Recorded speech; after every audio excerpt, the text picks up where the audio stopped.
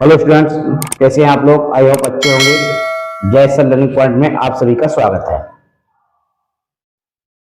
हमारा ये पॉलिटेक्निक में सेकेंड सेमेस्टर में चैप्टर नंबर 3 है। इसको मैट्रिक्स के नाम से जाना जाता है। इसमें हम क्रैमर विधि से एक्स वाई जेड के मान निकाल चुके हैं पिछली वीडियो में। आज हम जो सिखाएंगे वो है निम्नलिखित प्रत्येक समीकरण का आव्यूह विधि से हल कीजिए। अगर ये आव्यूह विधि से हल नहीं कहा जाए तो ये कक्षा 8 का और 9th का और 10th का ही सवाल बन जाएगा। सीधी कहा गया जाएगा कि समीकरण दी हुई है, इनका हल कीजिए, समीकरण को हल कीजिए। तो समीकरण हल करने का मतलब क्या है? समीकरण एक्स वाई जेड में है, मतलब एक्स का मान निकालना है, वाई का मान निकालना है और जेड का। लेकिन यहाँ ये कहा गया है आव्यूह विधि से। देखिए अभी इंटरमीडिएट का पेपर हो चुका है और उसमें भी ये आपके लिए ये भी एक मैट्रिक्स टॉपिक है, अच्छे नंबरों में आता है। सिस्टम सीख लीजिएगा, सिस्टम से पढ़ लीजिएगा। अगर पद्धति आपकी सही है पढ़ने की तो सवाल किसी भी टाइप का आ जाए आप भूल नहीं सकते। हमसे आव्यूह विधि से कहा गया है, इसकी दो विधियां हैं, नंबर एक क्रैमर विधि और नंबर दो आव्यूह विधि। जब मैं क्या पढ़ा रहे हैं हम आपके लिए? मैट्रिक्स पढ़ा रहे हैं, तो लिख दीजिए मैट्रिक्स। ठीक है, आइए हल करते हैं समय को अधिक ना लेते हुए। समीकरण आपको एक्स वाई जेड तीन समीकरण दे रहे हैं, तो इसको हल करने का सबसे बेस्ट तरीका है, ठीक है, दी हुई समीकरणों को लिख सकते हैं आप, लिख सकते हैं दी हुई समीकरणों को इसमें आव्यूह विधि में व्यक्त करने पर, आव्यूह विधि में व्यक्त करने पर, व्यक्त करने पर अब आव्यूह विधि व्यक्त करेंगे तो किस तरह से करेंगे? आइएगा वो करेंगे ए बी ए एक्स बराबर बी लिख सकते हैं। तो सबसे बड़ी तरीका उसको हम बाद में दर्शाएंगे। लिखने का तरीका देखिए, ए में क्या आएगा? यहाँ एक्स का देखना कितना वन है, वन लगा दिया सॉरी, यहाँ भी एक्स का वन है, उसको भी नीचे लिखना है वन। यहाँ भी एक्स का होना कितना? टू है, तो टू लिख लिया। ठीक है, बाई का देखना है, बाई का यहाँ कुछ नहीं तो क्या वन है, यहाँ बाई में कितना? माइनस का वन है, और जेड में कुछ नहीं तो क्या वन है। कि वन से किसी भी संख्या में मल्टीप्लाई करने पर कोई फर्क नहीं पड़ता, या डिवाइड करने पर हमेशा एक्स है, एक्स ही पढ़ा जाता है, लेकिन यहाँ इसको एक एक्स है। सेम आगे जेड की बात करते हैं, जेड में भी एक है, ठीक है, यहाँ जेड में भी एक है और यहाँ जेड में भी माइनस का वन है। ठीक है, यहाँ आएगा हमारे पास ये एक्स का गुणांक है, बाई का गुणांक है, जेड का, तो ये हो जाएगा एक्स बाई और जेड। ये वीडियो को आपने सही से सीख लिया, आप परमानेंट सीख जाएंगे, आपको कोई डाउट नहीं होगा और कभी आपको दूसरी वीडियो इसकी आव्यूह विधि से सीखने की मतलब पढ़ने की जरूरत ही नहीं है। बराबर में बी, जो हमारे पास कांस्टेंट वैल्यू है 621 वो लिख दी 621। ये आव्यूह विधि में लिख दिया। ये किसको क्या मानते हैं? इसका मतलब है ये ए है और ये हमारे पास एक्स है और ये हमारे पास बी है। लिखना चाहे here A is equal to this matrix, X is equal to this matrix और B is equal to this matrix. ये भी आप परीक्षा में दर्शा सकते हैं। यहां लिख दीजिए ए बराबर 1 1 2 1 minus 1 1 1 1 minus 1 comma X is equal to X by Z comma ये हमारा बी इज इक्वल टू 6 2 1। जो हमने एक मैट्रिक्स के रूप में लिखा वो मैट्रिक्स किसके बराबर है? वो हमारा समझना ए एक्स बराबर बी के है। ये तो क्लियर हुआ सबको? अब यहां यदि हम अब क्या निकालेंगे? इसका मॉड ए निकालेंगे। ठीक है, मॉड ए। नाउ ये लिखने का तरीका है, नाउ मोड का चिन्ह लगा लिया, जिसको ये सारे में प्रयोग करते हैं। 1 1 1 1 -1 1 2 1 -1, इसको हल करते हैं बराबर। हल करने का तरीका सभी लोग जानते हैं। इस हम पहले 1 को दबाएंगे, इस तरह से ब्रेक। जब हम 1 को दबाएंगे तो आप समझ रहे हैं पहली पंक्ति और पहले कॉलम, इसकी इसमें क्या करेंगे, एक एकम एक हो गया, माइनस माइनस प्लस हो गया, एक आ गया, ठीक है। बीच में चिन्ह हमेशा माइनस का आता है, तो एक एकम एक हो गया, ब्रैकेट क्लोज। यहाँ चिन्ह हमेशा ये प्लस का है आता है, यहाँ हमेशा माइनस का आता है। ये भी चिन्ह का प्लस का है तो यहाँ माइनस रहेगा, माइनस होता है माइनस प्लस आ जाता 1। फिर पहली पंक्ति आपको वैसे दबी रहेगी, माइनस बाई बड़ा एकम करेंगे माइनस का 1, चिन्ह बीच में माइनस का आ गया, ठीक है। 2 एकम 2 माइनस प्लस 1।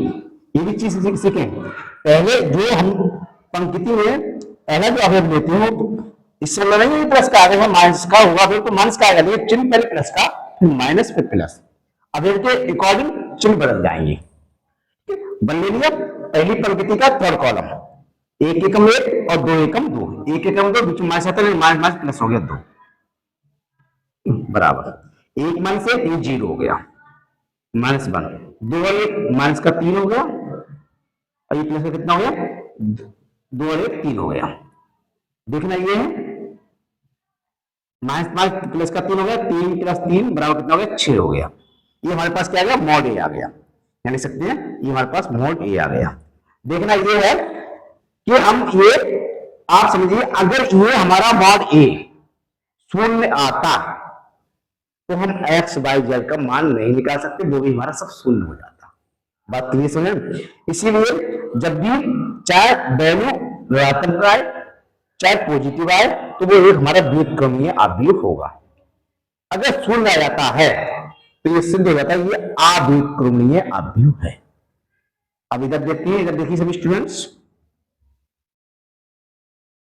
अब हमको क्या निकालना है, अब हमको एक मतलब एक साथ ए से तत्वों से बना हुआ एक अवयव निकालना है। A11 डायरेक्ट समझेंगे आप, अगर A11 निकालेंगे हम तो A11, फिर A12 निकालेंगे हम, A13 निकालेंगे।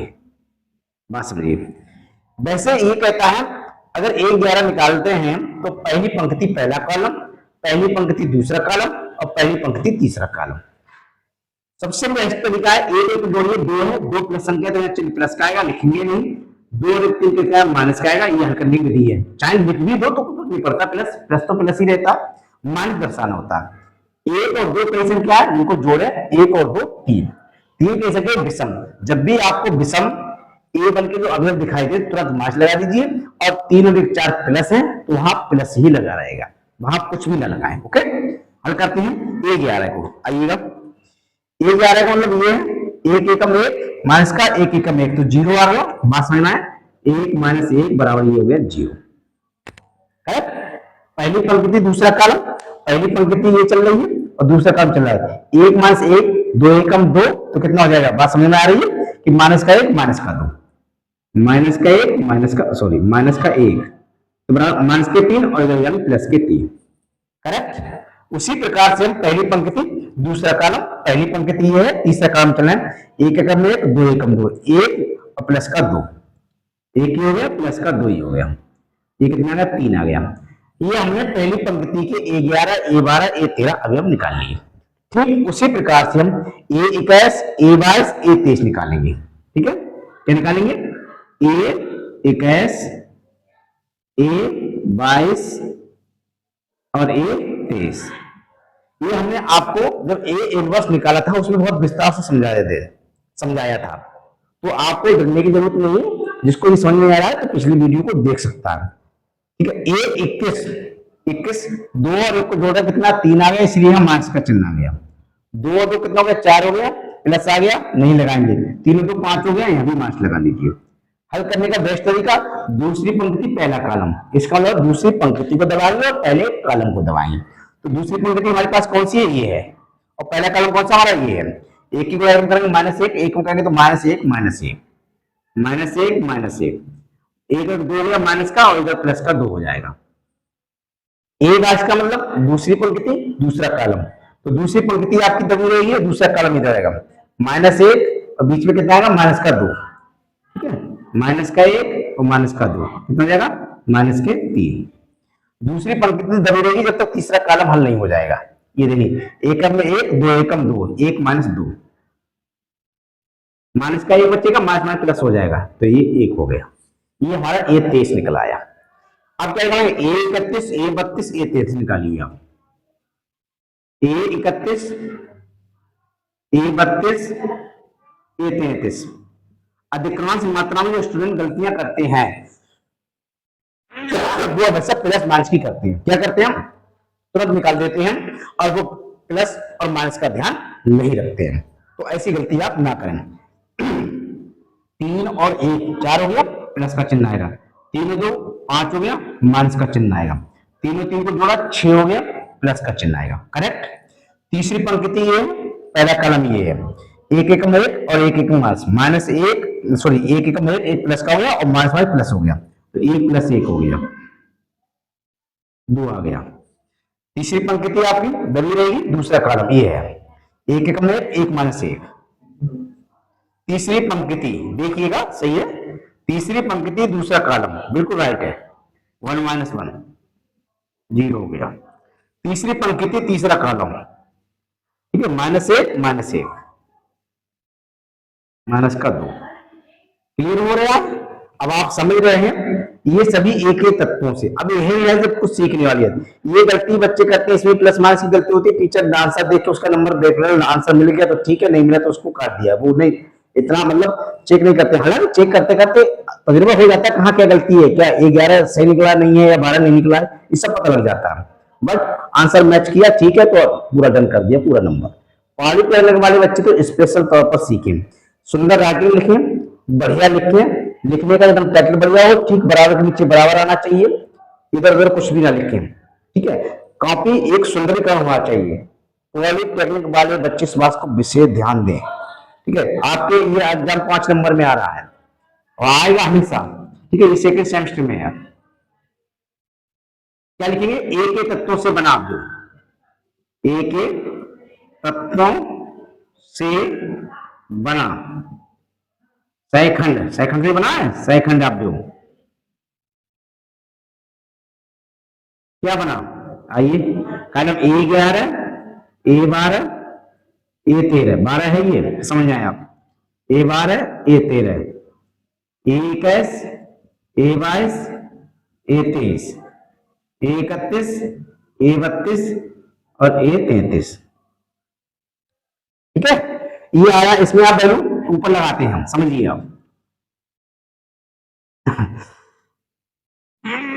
यहां लगा दें, ऊपर लगाते हैं, तुम्हारे पास जो आया वो क्या आया, लगाइए वैल्यू 11 12 13, 11 12 13, 0 3 3, 0 3 3, कितना 21 22 23, 21 22 23, 2 माइनस 3 1, 2 माइनस 3 1, कितना 2 0 माइनस 2, 2 0 माइनस 2, ये आ गया। ये एक एक तत्वों से बना सैखंड आप आ गया। इसका आप निकालेंगे परवर्ती रूप, किसके, एक एक तत्वों से बना अवयव का परवर्त, परवर्त आव्यूह। जब परवर्त आव्यूह निकालेंगे तो परवर्त आव्यूह तो समझ रहे हैं, पंक्ति को कॉलम में चेंज करना या कॉलम को पंक्ति में चेंज करना, दोनों बात एक ही है। 0 3 3, 0 3 3, 2 माइनस 3 1, 2 0 माइनस 2, देख लीजिएगा, पंक्ति कॉलम में आ गई या कॉलम पंक्ति में हो गया, दोनों बात एक ही है। करेक्ट। ये जो मिला हमें एक एक तत्वों से बना सैखंड आव्यूह का परवर्त रूप, यही हमेशा एडजॉइंटिव होता है, जिसे सैखंड आव्यूह कहते हैं। यही हमारे पास क्या होता है, यही हमारा होता है एडजॉइंट ए, यही हमारा एडजॉइंटिव होता है। करेक्ट। अब हमको क्या निकालना है, यह निकालना है आपको x inverse, A inverse, sorry सवाल बड़ा है लेकिन मजेदार बहुत है, कई चीज सीखते हैं परीक्षा में। ए इनवर्स खाली पूछा जाएगा तो ये छोड़ देंगे, ए इनवर्स निकालिए। ए इनवर्स का सूत्र क्या होता है, 1/mod ए, आप भी का चिन्ह लगाइए, तो पहले सूत्र लिख लीजिए, एड जॉइंट ए, ये सूत्र हो गया। 1/a की वैल्यू कितनी आई है? कॉस मॉड की 6 आई है, 6 लगा दीजिए, ये ठीक है। और एड जॉइंट ए ये है हमारे पास 0 2 2 3 -3 0 3 1 -2। किसी कहीं स्टूडेंट की कोई प्रॉब्लम हो, कहीं डाउट हो तो पूछेगा, ठीक है। हालांकि 6 से भाग कर दीजिए सब में, तो ये हमारा ए इनवर्स निकला है। अधिकांश मात्रा में ऐसी एक आपके लिए समीकरण दी हुई होती है, उसमें कह दिया था इसका एक व्युत्क्रमणीय आव्यूह ज्ञात कीजिए। तो व्युत्क्रमणीय आव्यूह यही आपका होता है, जिसे प्रतिलोम आव्यूह भी कहते हैं। किसी को कोई डाउट? नो डाउट, ठीक। अब हमें निकालना क्या है हमारे लिए समीकरण। अब इसके लिए जो सूत्र हमने पढ़ाया था, यहाँ ध्यान दीजिए, इसमें जो सूत्र होता है वो हमारे पास होता है ए इनवर्स बराबर, या फिर ऐसा करते हैं, इसका जो सूत्र होता है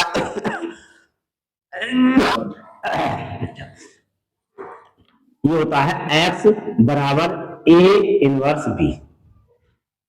क्या होता है? एक्स बराबर ए इनवर्स। कहां से निकल गया है ये भी देखो, ऐसा नहीं है, एक्स अपनी जगह पे रहा, ए बटे में पहुंचेगा, ऊपर जाएगा तो ए इनवर्स कहलाएगा, ठीक है। सूत्र क्या था? एक्स बराबर, अब ये लिख सकते हैं एक्स बराबर ए इनवर्स बी। एक्स की वैल्यू आपको पता ही है कितनी है, एक्स की वैल्यू एक्स है, वाई है और जेड है। ए इनवर्स की वैल्यू ये लगा दीजिए आप, 1/6 ये है, 0 2 2 3 -3 0 3 1 -2। बी की वैल्यू कौन सी है? बी की वैल्यू आपको ये पता है, ये कांस्टेंट वैल्यू बी की है। देखिए हर बात का आपको मतलब मिलेगा, कौन सी चीज कहां पर है, किसको क्या माना, क्यों माना, सब कुछ है आपके पास। बी की वैल्यू 6 2 1, इनकी गुणा करिए आप, 1/6 बाद में कर लेंगे, इनकी करिए आप। इस पूरी पंक्ति में इस पूरे कॉलम की गुणा होगी, ध्यान दिए। 0 गुणा 6 में करेंगे 0 आएगा, प्लस 2 की गुणा 2 में करेंगे 2 दूनी 4 हो गया, और 2 गुणा 1 में करेंगे 2 एकम 2 हो गया। पहली पंक्ति की पहली कॉलम से गुणा हो गई। अब हम दूसरी पंक्ति की गुणा करेंगे, क्योंकि आगे एक ही कॉलम है तो आगे कर ही नहीं सकते। अब दूसरी 3 की गुणा 6 में करेंगे, 3 6 18 हो गया, 3 की गुणा -2 -3 और 2 का -6 हो गया, तो -6 इस तरह लिख लीजिए, अब प्लस 0 हो गया, काटना नहीं है हम। अब प्लस लिख दिया, -6 आ रहा है तो -6 को ब्रैकेट में लिख लीजिएगा। 3 की गुणा 6 में करेंगे 3 6 18 हो गया, 3 1 की गुणा 2 करेंगे 1 + 2 हो गया, और 2 की गुणा -2 गुणा 1 में करेंगे कितना हो जाएगा, -2 हो जाएगा, बराबर 1/6 ये है। देखिए ऊपर कितना हुआ, 6 बचा, या 18 में से 6 गया 12 बचा, या ये 2 से 2 कट ही गया, या कितना बचा 18 बचा, ठीक है। बात समझ आ रही है। अब 6 से भाग कर देंगे तो आप लोग कितना बचेगा, 6 कम 6 1 बचा, 6 दूनी 12 2 बचा, 6 3 18 3 बचा, ये आया। ये सीखने वाली बात ये किसके बराबर है, ये हमारे पास चल रहा है, ध्यान दें, एक्स वाई, ठीक है, ये चल रहा है एक्स वाई जेड। ये हमारे पास एक मैट्रिक्स है, इसका मान हमारे पास कितना 1 2 3। इसको हम कंपेयरिंग करेंगे अवयव टू अवयव की, ठीक है। अगर हम कंपेयरिंग करते हैं, तुलना करते हैं प्रत्येक अवयव की, तो एक्स का मान यहां से कितना मिल रहा है 1 मिल रहा है, वाई का मान कितना मिल रहा है 2 मिल रहा है, जेड का मान कितना मिल रहा है 3 मिल रहा है, क्लियर। तो यहां अतः ये लिख सकते हो आप अवयवों की तुलना करने पर, किसमें अवयव में, तो ये जान सकते हो एक्स बराबर कितना हो गया 1 हो गया, वाई बराबर कितना हो गया 2 हो गया, और जेड बराबर कितना हो गया 3 हो गया। अब एग्जामिनर यही आंसर देखता है, क्योंकि उन्हें पता है कि स्टूडेंट ने ठीक किया होगा, पर आप धैर्य से काम करें। हमेशा बच्चे को एक ही तत्वों से बड़ा सेकंड आप निकालता है, इसमें गलती करता है, कोई गलती आपको नहीं करना है। 1 11 निकाला, ठीक है, ठीक है। इसका जनरली फॉर्म बताता हूँ 1 11 कैसे निकाला गया, बात समझे। जैसे हमने कहा 1 11 निकालिए, तो 1 11 मतलब -1 की पावर, जो संख्या उनका जोड़ होता है, ये